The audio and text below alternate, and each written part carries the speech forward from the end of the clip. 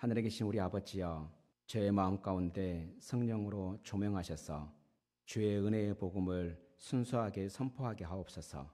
복음을 듣는 원주시 장로교회 모든 성도들의 마음 가운데 성령으로 빛을 비춰주시고 성령으로 깨닫게 하셔서 복음의 말씀을 알아듣게 하시고 믿게 하시고 생명 얻게 하시며 성령으로 역사하는 그 복된 시간 되게 하옵소서. 우리의 예배를 받으실 우리 구주 예수님 이름으로 기도합니다. 아멘. 네, 여러분은 어떻게 기쁩니까? 행복합니까? 기쁜 이유가 다 있을 것입니다. 그죠? 행복한 이유가 있을 것입니다. 아마 우리 학생들 같은 경우는 이제 입시철, 특히 우리 고3 학생들 같은 경우는 정말 가고 싶은 대학에서 오라고, 장학금까지 준다고 오라고 그렇게 합격 통지서가 날라온다면 이보다 참 기쁜 게 없을 것입니다.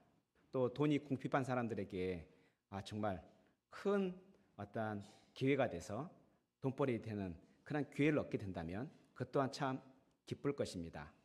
그리고 생각지 못했던 그러한 어떤 만남이 있다 한다면 그 또한 기쁠 것입니다. 그런데요, 우리가 일반적으로 기뻐하고 우리가 일반적으로 행복해하는 그 근거들이 생각보다 기한이 짧습니다. 아무리 대학을 합격했다 할지라도 그 합격한 기분이요, 그리 오래 갈지 않습니다. 아마 여러분들 중이라면, 우리 학생들이라면 정말 가고 싶은 대학은 그래도 스카이 아니겠습니까? 근데 거기를 갔다 해서 계속해서 기쁠까요? 그러진 않을 겁니다. 얼마 가지 못할 것입니다. 마찬가지 우리가 원하고 바라던 것들을 우리가 얻는다 할지라도 그리 오래 가지 않습니다. 그런데요, 우리의 기쁨, 우리의 행복이 그렇게 기한 없이 영원토록 지속되는 기쁨이 있다는 것 아십니까? 그 기쁨으로 지금 오늘 본문 에베소서 1장 3절부터 14절까지 사도 바울은 그 기쁨을 하나님 앞에서 찬양하고 있습니다. 우리 성경에 보면은 1장, 여러분 다 읽어봤죠? 1장 3절부터 14절까지가 몇 문장으로 되어 있는 것 같습니까? 여러 문장으로 되어 있는 것 같죠? 그런데 헬라어 원문을 보면 한 문장입니다. 헬라어 원문을 보면 한 문장입니다. 사도 바울은 하나님을 향해서, 특히 삼위일체 하나님을 향해서 성부 하나님과 성자 하나님과 성령 하나님의 그 삼위일체 하나님의 그 놀라운 경륜 가운데, 놀라운 그 섭리 가운데 우리를 어떻게 구원하셨는지를 정말 입에 담기에 너무나 부족할 만큼 그 아름다운 찬송으로 하나님을 경배하고 있습니다. 그런데 이 아름다운 하나님을 향한 찬송을 어디서 경배하고 있었을까요? 감옥에서요. 어떻게 기뻐할 수 있는 이유가 없는 그곳에서 이렇게 긴 문장으로 하나님을, 정말 아름다운 그 단어들로 하나님을 찬송할 수 있을까요? 사도 바울에게는 그 누구도 빼앗을 수 없는, 심지어 감옥이라 할지라도 그의 마음속에 있는 그 기쁨을 빼앗을 수 없는 근거가 있었기 때문입니다.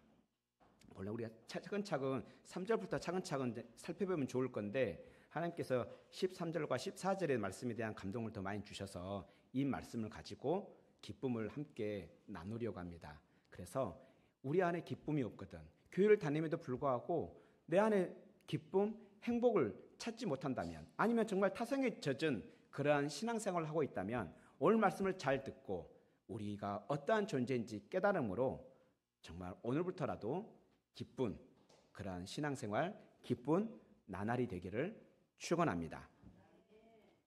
복음을 믿는 우리에게 성령으로 인치셨다, 13절과 14절의 내용입니다. 우리가 복음을 믿을 때 하나님께서는 성령으로 우리를 인치셨대요. 그러면 성령으로 인치심, 그것은 우리에게 무엇을 의미할까요? 우리는 이것을 모르면요, 복음을 알긴 아는데 누리질 못합니다. 특히나 우리가 믿는 바는 우리의 이해를 넘어서는 부분이 너무나 많기 때문에 때로는 그 기쁨이 채 말씀에 함께 반응하지 못할 때가 많습니다. 그래서 오늘 본문에서 성령의 인치심이 우리에게 무엇을 의미하는지를 좀 우리가 안다면 우리가 정말 기뻐할 수밖에 없는 존재인지를 알게 될 것입니다. 먼저 본문 13절 한번 봅시다. 13절을 우리 한번 같이 읽어볼게요. 우리 같이 13절을 같이 읽겠습니다. 시작. 그 안에서 너희도 진리의 말씀 곧 너희의 구원의 복음을 듣고 그 안에서 또한 믿어 약속의 성령으로 인치심을 받았으니. 아멘. 13절을 원문을 보면요, 그 안에서를 강조하고 있어요. 그 안에서 너희도 진리의 말씀 곧 너희를 위한 구원의 그 복음을 너희들이 들었고 또 그 안에서 또한 믿었다. 그럴 때 너희가 약속하신, 하나님께서 약속하신 그 성령으로 너희가 인치심을 받았다라고 말합니다. 성도는 예수님 안에서 복음을 듣습니다. 뿐만 아니라 성도는 예수님 안에서 그 복음을 어떻다고요? 믿습니다. 그때 우리 하나님은 우리를 성령으로 인치십니다. 그래서 우리가 예수님 안에 있다는 것은 무슨 말일까요? 단순히 예수님을 믿는다 이런 말일까요? 그런다면 좀 말이 좀 이상하잖아요. 그 안에서 또한 믿어. 그러면 여기서 그 안에서란 말은 그분 안에서를 말합니다. 성자 예수님을 지금 말하고 있습니다. 그러니까 좀 말을 정확히 말한다면 예수님 안에서 너희도 진리의 말씀 곧 너희의 구원의 복음을 듣고 예수님 안에서 또한 믿어. 그러니까 예수님 안에서라는 말이 단순히 예수님을 믿는다 말은 아니겠죠. 그런다면 뒤에 또한 믿으라는 말이 굳이 반복할 필요가 없는 거죠. 그래서 이 지금 본문 13절에서 예수님 안에서란 말은 예수님과의 연합을 뜻합니다. 여러분들 제가 지금 양복을 입고 있습니다. 제가 이 양복을 입고 있으면 저는 어디 안에 있는 겁니까? 그렇죠. 옷 안에 있는 거죠. 그래서 저와 옷은 어떻게 되는 겁니까? 연합이 되는 겁니다. 그래서 저는 이 옷을 입음으로 이 옷 안에서 목사의 직분을 감당하고 있는 거죠. 그와 같이 성도는 예수님 안에서 성도로 부르심을 받았습니다. 그 성도로 부르심을 어디서 받았다고요? 예수님 안에서. 다시 말해서 예수님과 연합되었을 때 비로소 성도라는 놀라운 칭호를 얻게 됩니다. 이와 같이 사도 바울은 성도는 예수님 안에서 복음을 듣고 또한 믿음으로 성령으로 인치심을 받았다라고 13절에 증거하고 있습니다. 그렇다 한다면 오늘 본문 에베소서 1장 3절부터 14절까지 나오는 사도 바울이 진술하고 있는 복음은 어떤 복음일까요? 그 복음을 오늘 본문을 좀 봐보겠습니다. 본문 한번 우리 여러분들 읽어봤으니까 13절부터 볼게요. 3절 보면은 먼저 누구를 언급하고 있습니까? 찬송하리로다 하나님 곧 우리 주 예수 그리스도의 아버지께서 그리스도 안에서 하늘에 속한 모든 신령한 복을 우리에게 주시되 곧 창세전에 뭐 했대요? 우리를 그리스도 안에서 우리를 택하셨대요. 창세전이 무슨 말이라면은 이 세상을 창조하기 전에 지금 말씀을 듣고 있는 여러분들을 그리스도 안에서 어떻게 했다고요? 택하셨대요. 그 택하신 목적이 뭐라고 말씀하고 있습니까? 우리로 사랑 안에서 그 앞에 하나님 앞에서 거룩하고 흠이 없게 하려는 목적으로 우리를 창세전에 택하셨대요. 다시 말해서 우리의 구원은 누가 시작하셨단 말이에요? 하나님께서 시작하셨다 말씀하시고 있는 거예요. 그런데 우리의 구원을 그냥 겨우 턱걸이로 우리를 구원하시려고 하는 게 아니라 3절을 보십시오. 그의 기쁘신 뜻대로, 그의 원하시는 뜻대로 우리를 예정하셨다 말하고 있어요. 어떻게 예정하셨다고요?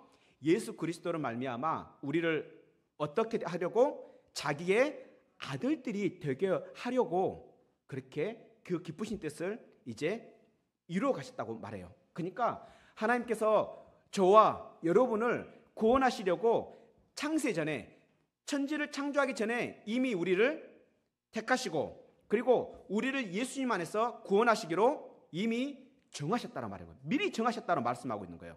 놀라운 진술입니다. 그래서 예수님 안에서 우리가 때가 되면 예수님을 믿을 때 비로소 하나님의 자녀가 되는 권세를 주셨다라고 놀라운 진술을 하고 있습니다.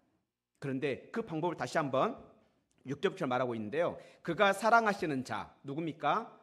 예수님. 하나님의 독생자, 그가 사랑하시는 자, 그의 사랑을 받는 자, 그 자 안에서, 그 예수님 안에서 우리에게 거저 주시는 바 그 은혜의 영광을 찬송하게 하려는 것이 그 목적이라 말하고 있는 거예요. 우리를 구원하시는 목적이 뭐라고요? 은혜의 영광을 찬송하도록 하려고. 그래서 우리를 그리스도 안에서 7절에 보면 우리를 그리스도 안에서 은혜의 풍성함을 따라 누구의 피로? 예수님의 피로, 예수님의 피를 통해서 우리의 모든 죄를 어떻게 하신다? 사해 주신다. 속량해 주신다. 우리는 죄와 사망의 노예가 됐는데 예수님의 피로 값주고 사셔서 우리를 어떻게 해주신다? 죄로부터 해방시켜 주신다. 죄삼 받게 하신다라는 거예요. 그런데 우리는 이 놀라운 복음을 깨달아요, 못 깨달아요? 못 깨닫는 거예요. 우리는 복음을 못 깨닫는 거예요. 아니, 깨달을 능력이 없는 거예요. 그래서 하나님께서 우리에게 8절에 보면 모든 지혜와 총명을 주셨기 때문에, 그것도 넘치도록 주셨기 때문에 비로소 하나님의 그 복음을 듣게 하시고 믿게 하시고 예수님을 영접하게 하신다는 얘기예요. 그래서 하나님께서 우리에게 성령으로 지혜와 총명을 주지 않으시면 복음을 들어도 깨닫지 못하는 거예요. 복음을 아무리 들려줘도 깨닫지 못하는 거예요. 그래서 여러분들 복음을 듣고 이해가 되고 깨달아지고 믿어진다면 이건 하나님께서 여러분들에게 하늘의 지혜와 총명을 주셨다는 증거인 겁니다. 그래서 그 어떤 누구보다도 여러분들은 지혜로운 자이며 총명한 자라는 거예요. 그래서 하나님께서 창세전부터 준비하셨던 그 놀라운 비밀을 여러분들로 하여금 깨닫게 하심으로 여러분들을 구원하셨단 말하는 거예요. 그래서 9절에 그것을 뭐라고 말합니까? 그 하나님의 그 놀라운 구원의 그 서정을 뭐라고 말하고 있습니까? 그 뜻의 비밀이라 말하는 거예요. 미스테리야. 우리 그 영어로 미스테리라잖아요. 그 헬라어로도 미스테리온이라고 그래요. 그 비밀을 우리에게 알려주신 거예요.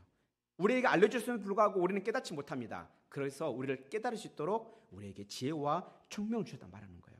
그래서 하나님께서는 우리를 구원하시기를 기뻐하신다. 우리를 구원하시기를 기뻐하신다는 말은 뭐가 전제가 되는 겁니까? 죄를 사하기를 기뻐하신다는 거예요.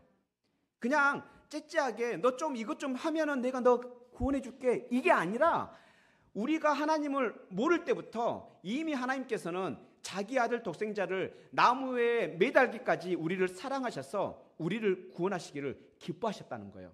우리가 엉망진창으로 살고 하나님을 대적하며 살았다 할지라도, 심지어 하나님을 거부하고 살았고 하나님을 반역하며 살았다 할지라도 하나님께서는 그 과거를 불문하지 아니하고 우리를 사랑하셔서 이미 2000년 전에 예수님을 십자가에 달게 하시고 그 피로 우리를 구원하셨다는 거예요. 그 피로 죄와 사망에서 우리를 사셨다라고 말씀하고 있습니다. 이것이 바로 그리스도 안에서 때가 찬 경륜이 우리 안에 이루어진 것입니다. 이것은 그냥 우연히 이루어진 것이 아니라 하나님께서 창세전에 계획하신 대로 우리를 때가 되매 예수님의 그 복음을 듣게 하시고 믿게 하심으로 우리가 하나님 앞에서 찬양하며 하나님을 경배하며 우리가 하나님 앞에 서게 하신 것입니다. 그런데 이것으로 끝나지 않습니다. 10절에 보면요, 이제 하늘에 있는 것이나 땅에 있는 것이 그리스도 안에서 다 통일되게 만들 것이라 말합니다. 지금은 통일되지 않았습니다.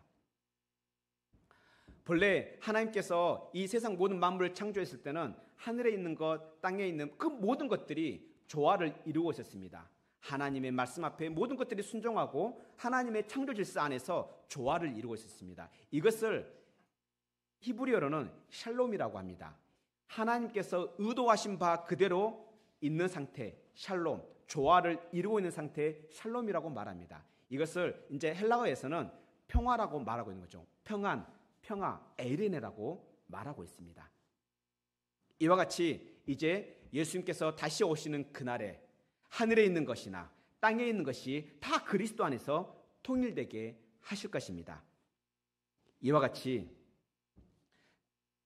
성부 하나님께서 계획하시고 성자 하나님께서 성취하시고, 그리고 오늘 본문에 나오는 성령 하나님께서 이루신 그 구원의 기쁨을 우리에게 적용하고 계신 것입니다. 그래서 우리 하나님, 삼위일체 하나님께서 우리의 구원을 시작하셨고 우리의 구원을 이루셨고, 그리고 이제 우리의 구원을 완성하신다는 것을 말씀하고 계신 것입니다. 이것이 바로 우리에게 복음입니다. 오늘 에베소서에서 사도 바울이 우리에게 말하고 있는 복음인 것입니다.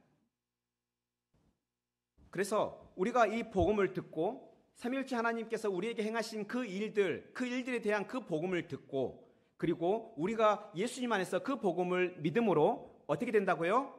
성령으로 인침받는다. 그래서 우리가 예수님 안에 있다는 것은 연합되었다. 그래서 우리가 복음을 듣고 믿음으로 예수님과 하나가 되는 겁니다.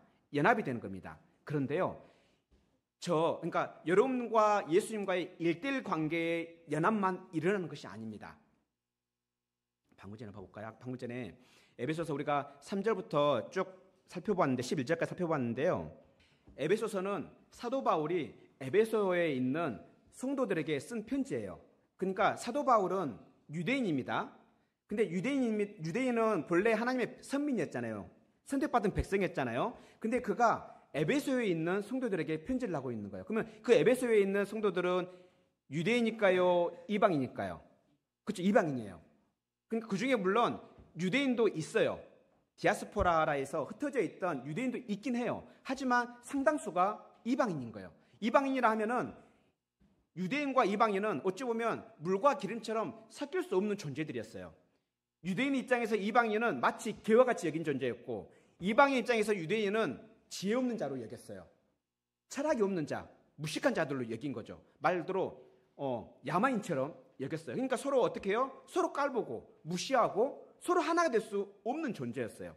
그래서 사도 바울은 에베소의 성도들에게 편지를 쓰는데 3절부터 봐보십시오. 우리라는 단어를 쓰죠. 또 4절 보십시오. 우리라는 단어를 써요. 여기서 우리라는 것은 사도 바울과 그 일행을 말하고 있는 거예요.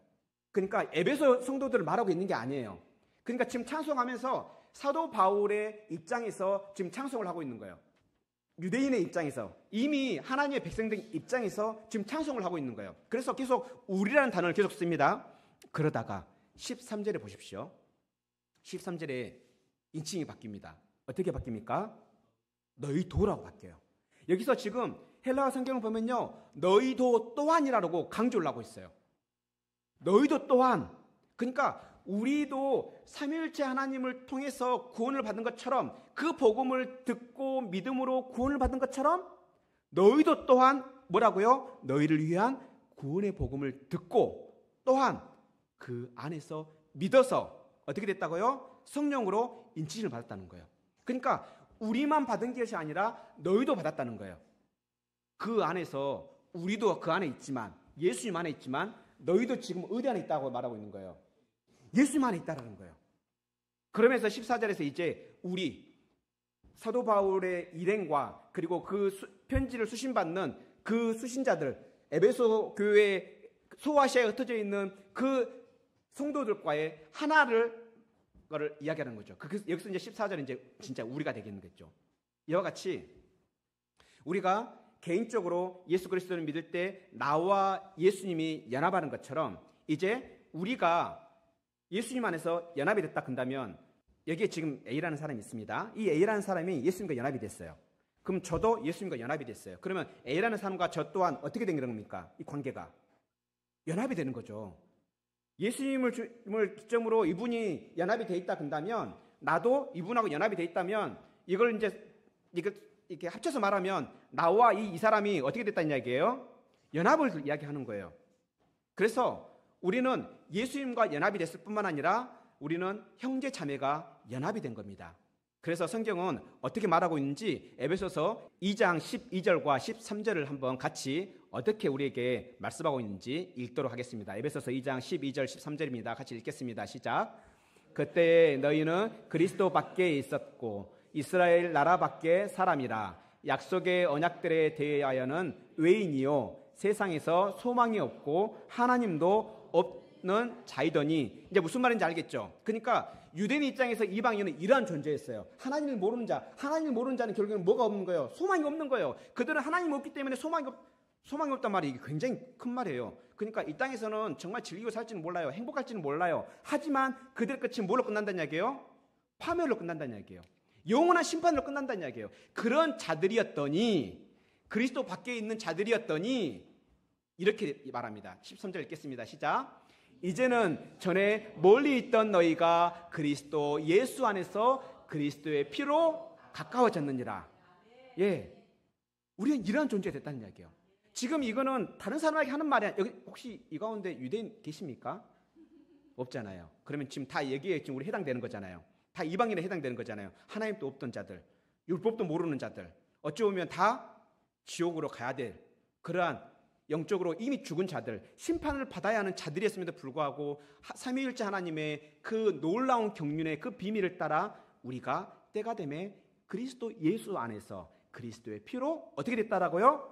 가까워졌다.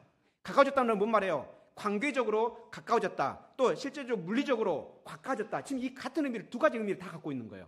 그래서 우리는 하나님과 본질상 진노의 자녀였잖아요. 하나님의 원수 관계였잖아요. 그런데 예수님의 그 피로 우리는 어떻게 됐다? 하나님과 화목하게 되어서 어떻게 됐다? 가까워졌다라 말하고 있는 거예요. 우리는 멀리 있던 자였는데 우리는 그리스도 예수 안에서 그의 피로, 그리스도의 피로 가까워졌다. 그래서 이제 어떻게 된 겁니까? 유대인과 이방인이 예수님 안에서 연합이 된 겁니다. 이 말씀은 결국 우리에게도 적용이 되는 겁니다. 여러분들 좌우에 앞뒤에 있는 형제 자매들이 있습니다. 예수님을 믿고 이분들이 개인적으로 각각 하나님 안에, 예수님 안에서 연합이 됐다면 이제 우리는 서로가 연합이 되는 것입니다. 서로가 비록 모습이 다르고 재능이 다르고 서로 성격이 달라도 예수님 안에서 연합된 겁니다. 그래서 성경은 뭐라 합니까? 예수님을 머리로 해서 각 서로 다른 지체라고 말하는 거죠. 마치 우리 사람의 몸과 같이 비유하고 있는 거예요. 머리는 하나이지만 어떻게 합니까? 손이 두 개고 눈이 두 개고 코가, 입이 서로 다른 기능을 가지고 서로 다른 모양을 가지고 한 몸을 이루고 있다는 거예요. 그래서 각각의 그 지체들이 각각의 기능을 할 때에 비로소 그 몸이 온전해진다는 것을 지금 말하고 있는 겁니다. 이와 같은 모습을 로마서 12장 4절 5절에서 더 명확하게 이야기하고 있는데요. 로마서 12장 4절 5절입니다. 우리 같이 읽겠습니다. 시작. 우리가 한 몸에 많은 지체를 가졌으나 모든 지체가 같은 기능을 가진 것이 아니니 이와 같이 우리 많은 사람이 그리스도 안에서 한 몸이 되어 서로 지체가 되었느니라. 우리는 이러한 관계라는 거예요. 우리는 한 몸에는 많은 지체가 있잖아요. 코가 있고 눈이 있고 귀가 있고 서로 기능이 다릅니다. 그런데 서로 기능을 서로가 시기하고 질투하면서 서로 다 눈이 되려 하고 서로 다 귀가 되려 하고 서로 다 입이 되려 한다 한다면 그 사람은 모습이 어떨까요? 굉장히 우스꽝스럽겠죠. 그런데 하나님께서는 놀라운 섭리 가운데 예수님을 머리로 해서 각 서로 다른 지체로 한 몸이 되게 한 거예요. 서로 기능은 다르지만 모든 지체가 한 몸을 이루게 하셨다는 거예요. 그리스도 안에서 한 몸을 이루게 하셨다. 이게 바로 교회입니다. 바로 이렇게 교회를 하나 되게 하시는 분이 누구다? 성령이라는 거예요. 그래서 우리가 예수님 안에서 한 몸의 지체, 서로가 다른 지체가 한 몸이 됐다는 것을 기억했으면 좋겠습니다. 그래서 서로가 조금 봤을 때 좀 부족해 보일지라도 또 서로가 정말 너무 부러울 정도로 재능이 뛰어나다 할지라도 그것으로 인해서 주눅들거나 그것으로 인해서 자괴하거나 그러지는 않았으면 좋겠습니다. 우리는 서로 다릅니다. 서로 다르다 보니까 어떻습니까? 서로 용납하기가 쉬워요, 어려워요? 어려울 때가 많습니다. 왜요? 나보다 못한 사람들은 나도 모르게 무시하고 괄시하는 경우들이 생깁니다.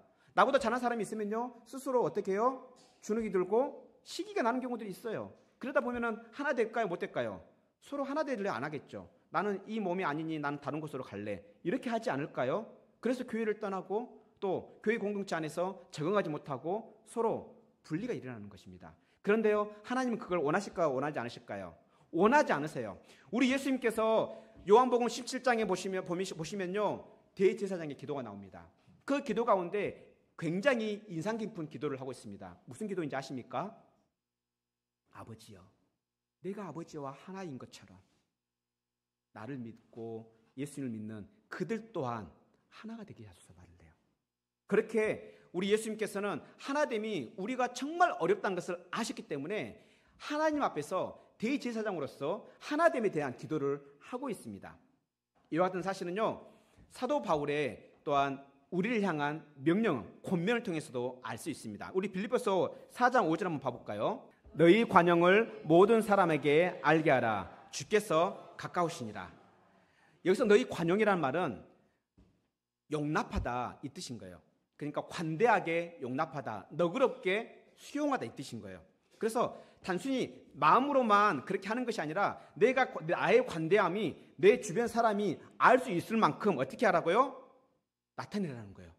비록 마음에 들지 않다 할지라도, 비록 내 마음이 내키지 않는다 할지라도 어떻게 하라? 형제를 향한, 자매를 향한 너그러운 그 용납함을 사람들이 알 정도로 나타내라는 거예요. 왜 그렇습니까? 우리 주님께서 가깝기 때문입니다. 우리 주님께서 오실 날이 가깝기 때문입니다. 우리가 주 안에서 한 몸 된 것을 확인하실 그 주님이 오실 날이 가깝기 때문에 우리의 관용이 단순히 마음으로만 끝나는 것이 아니라 우리의 행함 가운데 나타나야 한다는 것입니다. 이와 같이 우리가 예수님과 연합하여 우리가 성령으로 인치심을 받았다는 것은 예수님과 연합함을 보증합니다. 그렇다 한다면 우리는 예수님 안에서 하나됨을 힘써야 할 것입니다.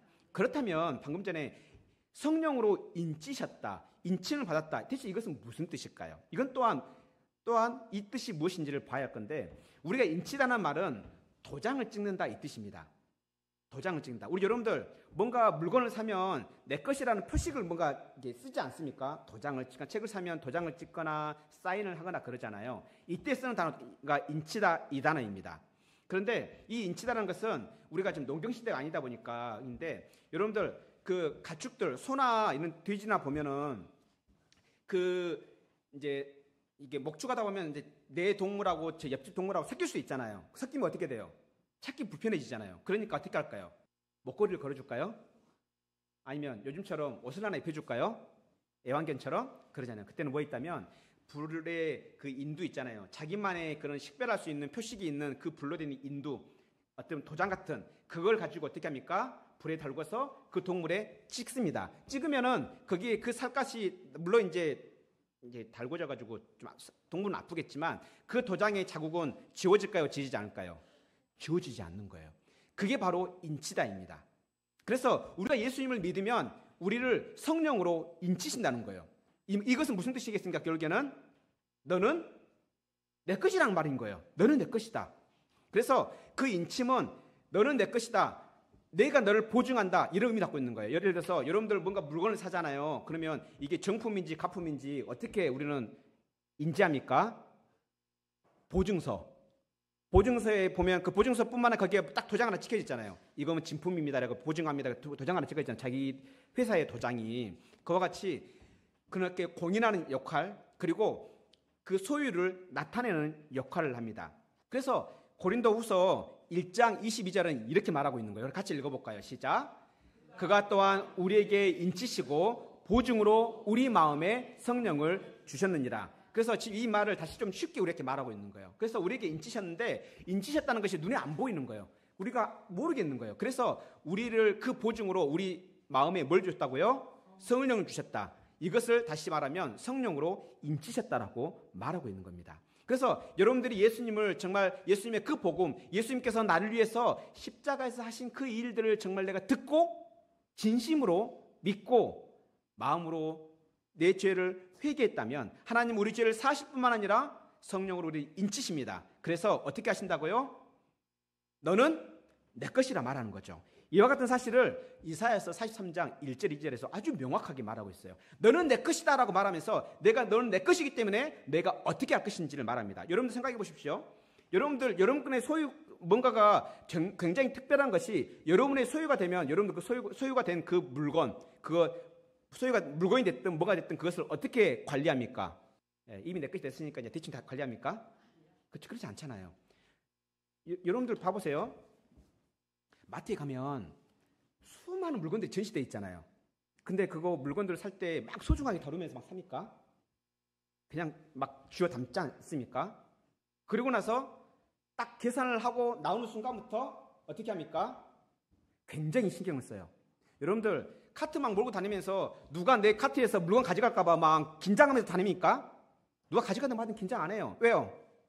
내게 아니기 때문에.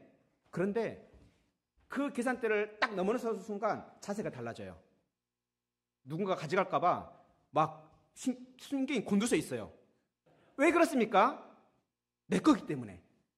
그래서 이와 같은 원리가 하나님께서도 우리에게 똑같이 말하고 있는 거예요. 우리 한번 이사야서 43장 1절 2절 같이 읽겠습니다. 시작. 야곱아 너를 창조하신 여호와께서 지금 말씀하시느니라. 이스라엘아 너를 지으신 이가 말씀하시느니라. 너는 두려워하지 말라. 내가 너를 구속하였고 내가 너를 지명하여 불렀나니 너는 내 것이라. 하나님께서 우리를 구속하셨기 때문에 이제는 뭐예요? 너는 뭐라고요? 내 것이라는 거예요. 왜? 내 피로 너를 값주고 샀기 때문에 너는 내 것이라는 거예요. 내 생명으로 너를 샀기 때문에 너는 내 것이라고 말씀하고 있는 거예요. 그래서 너는 내 것이기 때문에 2절에 이렇게 말씀하고 있는 겁니다. 같이 읽겠습니다. 시작. 내가 물 가운데로 지날 때 내가 너와 함께 할 것이라. 강을 건널 때 물이 너를 침몰하지 못할 것이며 내가 불 가운데로 지날 때 타지도 아니할 것이요 불꽃이 너를 사리지도 못하더니. 한마디로 말하면 뭘 지금 말씀하고 있습니까? 너는 내 것이기 때문에 내가 너를 보호하겠다, 책임지겠다, 지금 이 말씀을 하고 있는 거예요. 이것이 성령으로 인침받은 사람에게 부여받은 특권입니다. 은혜입니다. 그래서 우리는 기쁠 수밖에 없는 거죠. 그래서 이 말씀을 아주 심플하게 우리 베드로 형님께서 이렇게 요약해서 말씀하십니다. 베드로전서 1장 5절 6절인데요. 같이 한번 읽겠습니다. 시작. 너희는 말세에 나타내기로 예비하신 구원을 얻기 위하여 믿음으로 말미암아 하나님의 능력으로 보호하심을 받았느니라. 여러분들이 보호하심을 여기서 받았느니라고 되어 있는 받았느니라가 이게 지금 받았느니라 했으니까 이미 받았고 이제는 더 이상 없다 이 이야기 아니에요. 지금 번역이 꼭 과거형으로 되어 있는데 실제 헬라어 원문은요 현재 수동태예요. 그러니까 좀 정확히 번역을 하면 지금 너희는 보호받고 있느니라고 번역할 수 있는 거예요. 그래서 여러분들은 지금 예수 그리스도의 그 복음을 믿음으로 듣고 믿음으로 말미암아서 여러분들은 누구의 보호를 받고 있대요? 하나님의 능력으로 보호를 받고 있대요. 여전히 지금 보호를 받고 있대요. 하나님의 보호 능력으로. 이건 너무 놀랍지 않습니까? 아니 그냥 보호하는 게 아니에요. 제가 제 아들을 보호한다면 제 능력이 한계가 있기 때문에 그 보호하는 한계가 있어요.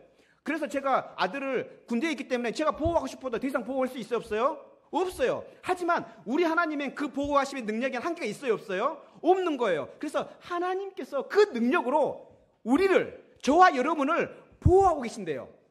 어떤 사람을요? 복음을 듣고 믿은 성도를. 그래서 성령으로 인치심이라는 것은 하나님이 우리를 소유한다는 뜻이고 하나님께서 우리를 소유하고 있기 때문에 하나님은 하나님의 그 능력으로 우리를 보호하고 있는 것입니다. 그렇다 한다면 우리는 어떻게 해야 되겠습니까? 어떻게 해야 되겠습니까? 같이 읽겠습니다. 그러므로 시작. 그러므로 너희가 이제 여러 가지 시험으로 말미암아 잠깐 근심하게 되지 않을 수 없으나 오히려 크게 기뻐하라라고 말하고 있는 거예요. 우리는 어쨌든 이 땅을 살아내야 합니다. 성도가 되고 나서도 이 몸을 입고 살아내야 합니다. 그러다 보니까 어떻습니까? 여전히 부조리와 불의가 이 세상에 가득하기 때문에 우리는 여러 가지 시험으로 말미암아서 어려움, 그 근심을 하지 않을 수는 없습니다. 그럼에도 불구하고 우리는 하나님의 능력으로 보호를 받고 있기 때문에 오히려 뭐 하라고요?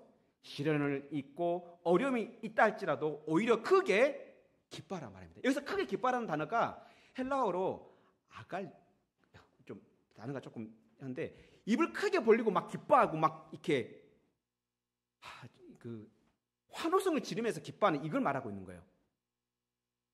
그래 기뻐하래요. 여러분 그러한 존재입니다. 삼위일체 하나님의 보호하심을 받고 있는 존재이기 때문에 그에 대해서 우리 감사하며 살아갑시다.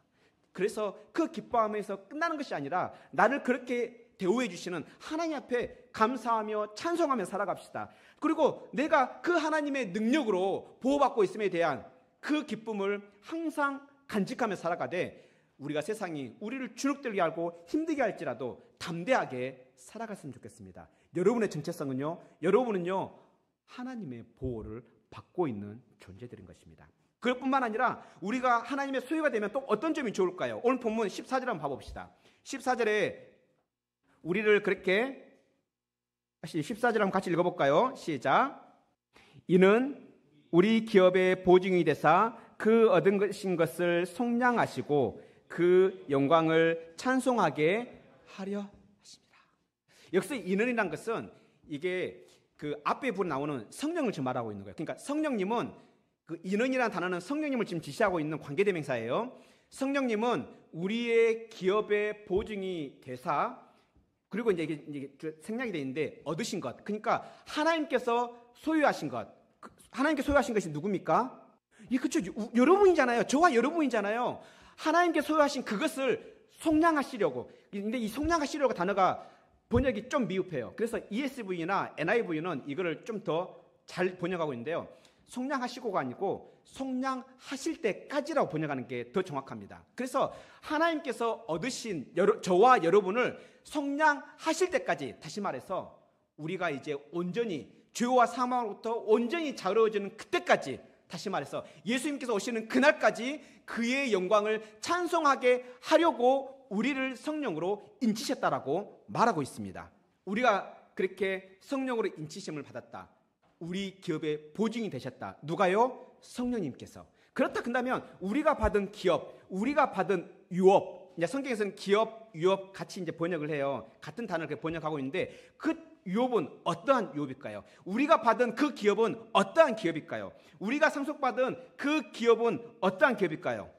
여기서 기업이라는 것은 돈 버는 그 기업을 말하는 게 아닙니다. 우리가 하나님으로부터 상속받는 것을 말하고 있는 겁니다. 그래서 이 기업을 베드로 전서 3절과 4절에서 말씀하고 있는데 그 기업이 얼마나 놀라운 건지 봐봅시다. 우리 한번 같이 읽겠습니다.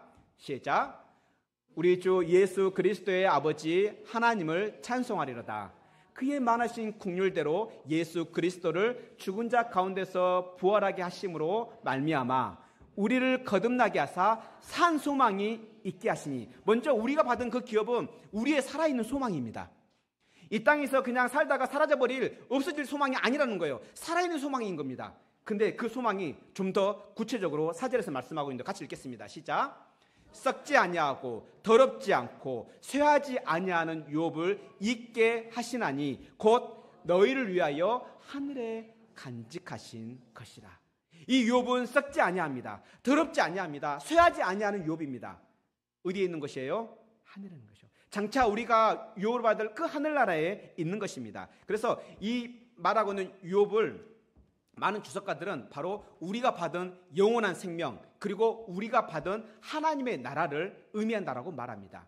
그래서 비록 이 땅에서 불의와 부조리가 횡행한다 할지라도 하늘에 있는 우리의 유업, 우리에게 주신 그 유업은 누구도 빼앗을 수 없는, 또한 썩지도 아니하고 더럽히지도 아니하고 쇠하지 아니하는 영원한 나라인 것입니다. 이와 같이 우리가 예수 그리스도의 그 복음을 믿음으로 우리는 성령으로 인침받았습니다. 그래서 우리는 이렇게 인침받아서 예수님 안에서 연합되었을 뿐만 아니라 우리가 하나님의 소유라는 것을, 우리 하나님은 성령으로 우리를 보증하고 계십니다. 뿐만 아니라 장차 우리가 받을 그 기업이 있다라는 것을 또한 보증하고 있는 것입니다.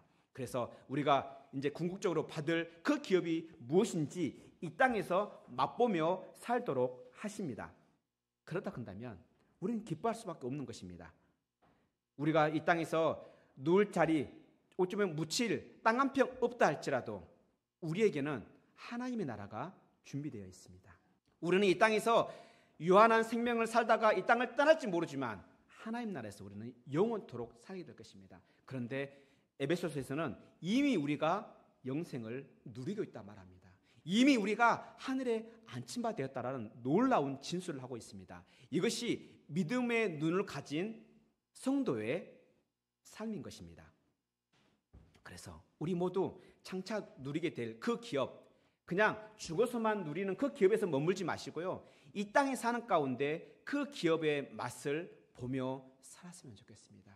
비록 아직 영생을 온전히 우리가 누리지 못했지만 그 영생의 기쁨과 또한 하나님 나라의 그 놀라운 기대를 하며 살았으면 합니다. 그래서 이와 같이 우리를 성령으로 인치신 목적이 아까 14절에서 뭐라 했죠?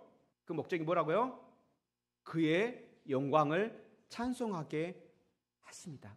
우리가 그의 영광을 찬송하게 하려고 우리를 어떻게 하셨다? 성령으로 인치셨다는 거예요. 이와 같은 모습들은 하나님께서 우리를 창조하신 목적, 하나님께서 우리를 구속하신 목적, 우리를 구원하신 목적이 같습니다. 그것이 바로 이사야서 43장 21절에 나오는데요. 우리 이것도 찾도록 하겠습니다. 우리 이걸 찾고 마무리하도록 할게요. 이사야서 43장 21절입니다. 이사야서 43장 21절. 이 말씀은요, 지금 이곳에서 예배하는 저와 여러분을 향한 하나님의 고백이고 선포입니다. 같이 읽겠습니다. 시작. 이 백성은 내가 나를 위하여 지었나니 나를 찬송하게 하려 함이니라. 이것이 우리 하나님께서 우리를 지으신 목적이고, 이것이 예수 그리스도 안에서 우리를 예수님의 피로 구원하신 목적입니다. 그렇다 한다면 우리가 이 목적에 합당하게 살아낼 때 비로소 우리는 기쁨으로 충만해질 수 있다는 것입니다. 이번 주 한 주도 예수님 안에서 성령으로 인침받은 그 모습을 기억하면서 삼위일체 하나님을 찬송하는 복된 성도들이 되기를 축원합니다. 기도하겠습니다. 하늘에 계신 우리 아버지여, 우리에게 구원의 복음을 듣게 하시고 믿게 하셔서 우리를 성령으로 인쳐주심에 감사합니다. 복음을 믿는 우리를 성령으로 인치신 것이 예수님과의 연합을 보증하고 우리가 하나님의 소유라는 것을 보증하고 장차 우리가 받아서 누리게 될 영원한 기업을 보증한다는 것을 알려주셔서 감사합니다. 은혜가 풍성하신 하나님 아버지여, 우리가 성령 안에서 예수님과 연합한 자이며 또한 형제 자매 간에 서로 연합한 자라는 것을 우리가 늘 기억하게 하시고 서로 관용하며 살게 하여 주시옵소서. 성령님, 우리가 하나님의 소유라는 사실을 확실히 믿게 하시고 주 안에서 하나님의 능력으로 보호받고 있다는 사실을 믿음으로 담대하게 이 땅을 살아내게 하옵소서. 눈물 골짜기와 같은 세상에서, 죄의 유혹에 시달리는 세상에서 썩지 아니하고 더럽지 아니하고 쇠하지 아니하는 기업을 소망하며 바라보며 살아내게 하옵소서. 예수님 안에서 우리에게 성령으로 인치기 위하여 십자가 지신 우리 구주 예수 그리스도의 이름으로 기도합니다. 아멘.